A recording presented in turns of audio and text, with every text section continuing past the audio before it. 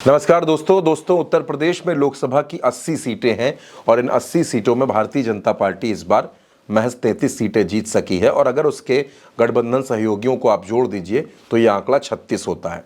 लेकिन भारतीय जनता पार्टी कैसे हारी, हमने आपको पहले भी बताया, अलग अलग वीडियोस में इसका जिक्र किया कि तमाम रिपोर्ट्स बनी हैं जो लखनऊ से लेकर दिल्ली तक भेजी गई हैं, जिसमें विधायकों की नाराजगी, सांसदों के खिलाफ जनता की नाराजगी, विधायकों ने चुनाव नहीं लड़ाया, इस तरीके की तमाम वजह सामने आई। लेकिन जो एक वजह भारतीय जनता पार्टी के इंटरनल रिपोर्ट में सामने आई है वो बेहद चौंकाने वाली है। उस रिपोर्ट को एक लाइन में समझ लीजिए। उस रिपोर्ट में लिखा गया है, कहा गया है, ये बताया गया है कि उत्तर प्रदेश में दलित वोटर्स का मोह भंग भारतीय जनता पार्टी से हो गया है। यानी इस बार के चुनाव में दलित वोटर्स ने भारतीय जनता पार्टी का साथ नहीं दिया। क्यों नहीं दिया, मैं आपको पॉइंट दर पॉइंट बताऊंगा। सबसे पहले आप ये समझिए कि 33 सीटें उत्तर प्रदेश में भारतीय जनता पार्टी को मिली और जो भारतीय जनता पार्टी को वोट शेयर मिला दोस्तों वो है 41.37, यानी कि पिछली बार से अगर आप देखेंगे तो तकरीबन 8 से 8.5% ये वोट शेयर भी कम हुआ है, क्योंकि पिछली बार भारतीय जनता पार्टी करीब 50% के आसपास थी। अब ये जो रिपोर्ट भारतीय जनता पार्टी के एससी मोर्चा ने आला कमान को सौंपी है, इसमें कहा गया है कि जिस तरीके से संविधान और आरक्षण को लेकर विपक्ष ने एक नैरेटिव सेट किया, जनता उस नैरेटिव को उसके साथ चली गई, उससे ज्यादा सहमत नजर आई और हमारे साथ नहीं आई। समाजवादी पार्टी ने जिस तरह से सोशल इंजीनियरिंग की, यानी कि पीडीए, समाजवादी पार्टी का पीडीए का कार्ड काफी कारगर रहा, ये भारतीय जनता पार्टी का एससी मोर्चा खुद मान रहा है दोस्तों। और इस रिपोर्ट में क्या है वो भी हम आपको बताएंगे। और इस बार के चुनाव में जिस तरीके से अखिलेश यादव ने सोशल इंजीनियरिंग की, अयोध्या के आप चाहे प्रत्याशी अवधेश प्रसाद को देखिए या तमाम अलग अलग सीटों पर जिन जातीय समीकरण को अखिलेश यादव ने साधने की कोशिश की। और एक सबसे बड़ी बात जो इस रिपोर्ट में है वो ये कि भारतीय जनता पार्टी को ये गलतफहमी हो गई कि बसपा से अगर दलित वोटर शिफ्ट होगा तो वो हमारे पास ही आएगा, जैसा 10 सालों से होता चला आ रहा था। और यही भ्रम भारतीय जनता पार्टी का इस बार टूट गया, क्योंकि दलित वोटर्स बड़ी तादाद में इंडिया गठबंधन के साथ चले गए। यानी वो मायावती से नाराज थे, वो भाजपा के साथ नहीं गए और वो इंडिया गठबंधन के साथ चले गए, क्योंकि संविधान और आरक्षण का मुद्दा इंडिया गठबंधन ने तेजी से उठा रखा था दोस्तों।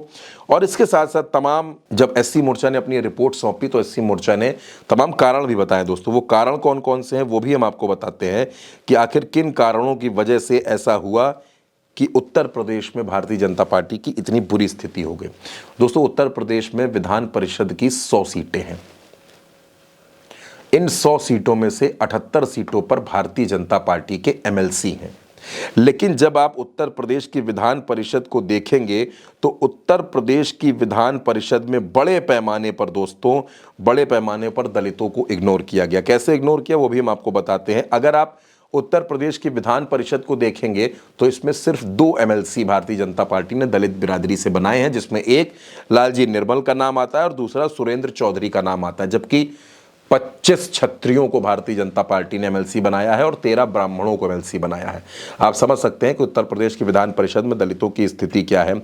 दूसरा, अगर आप देखेंगे कि उत्तर प्रदेश के कोटे में राज्यसभा की 31 सीटें आती हैं, 31 सीटें हैं राज्यसभा की, लेकिन दलितों के अगर आप प्रतिनिधित्व को देखेंगे तो इसमें सिर्फ 31 में 24 सीटें भारतीय जनता पार्टी के पास हैं दोस्तों। एक सीट पर दलित सांसद हैं, उनका नाम ब्रजलाल है, जो पुलिस महानिदेशक रहे, वो सिर्फ एक सीट दलितों के हिस्से में है। इसके अलावा जैसे राज्यसभा में किसी कोई सदस्य की सदस्यता खत्म हुई, पद खाली हुआ, तो उसको भरा किससे गया? उसको दलित कोटे वाली सीट को दलित अगर सांसद है, उसकी सदस्यता खत्म हुई, कार्यकाल पूरा हुआ, तो दलित से नहीं भरा गया, दूसरी जाति से भरा गया।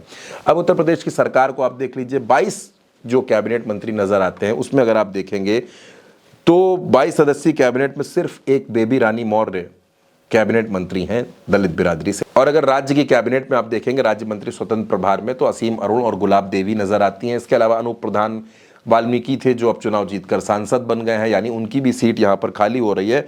और इसके अलावा राज्य मंत्रियों में अगर आप बात करेंगे तो राज्य मंत्रियों में दिनेश खटीक, विजय लक्ष्मी गौतम, सुरेश राही और मनोहर लाल मन्नू कोरी ये राज्य मंत्री हैं। यानी उत्तर प्रदेश में दलितों को मंत्रिमंडल में भी बहुत बड़ा कोई कोटा नहीं दिया गया। और सबसे बड़ी बात अगर आप देखेंगे, तमाम आयोग, एक तो जो एससी आयोग बना है वो 3.5-4 साल से वो बिल्कुल खाली पड़ा है, वहाँ दलित बिरादरी के लोगों का किसी भी तरीके का समायोजन नहीं किया गया, उनको पद नहीं दिया गया।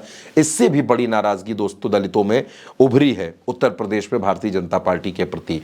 और अब दोस्तों भारतीय जनता पार्टी के इस एससी मोर्चा ने तमाम सुझाव दिए हैं। वो सुझाव क्या है वो भी मैं आपको बता देता हूं।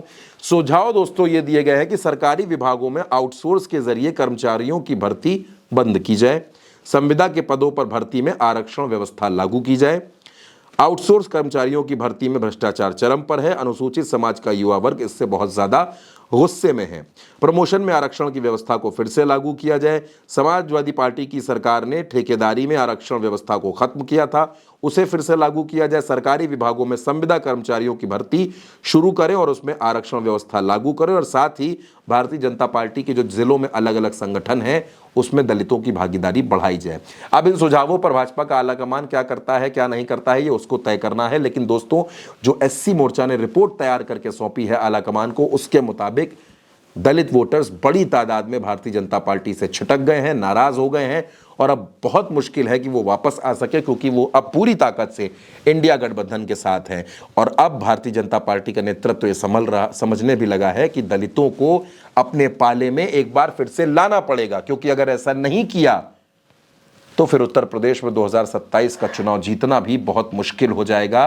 यानी भारतीय जनता पार्टी ने दलितों को, जब एक बार भाजपा को साथ मिला तो बीजेपी को यह भ्रम हो गया कि दलित उससे छिटक कर कहीं नहीं जाएंगे, वो मायावती के साथ जाएंगे नहीं, और भाजपा उनकी मजबूरी है। दलितों ने इस भ्रम को तोड़ दिया और भारतीय जनता पार्टी को ठेंगा दिखाते हुए इस बार उत्तर प्रदेश का दलित मतदाता बड़ी तादाद में इंडिया गठबंधन की तरफ चला गया। और यही वजह रही कि उत्तर प्रदेश में भारतीय जनता पार्टी अपने बेहद खराब प्रदर्शन में किसी तरह से खींच खांच कर 33 सीटें जीतने में कामयाब हो सकी है।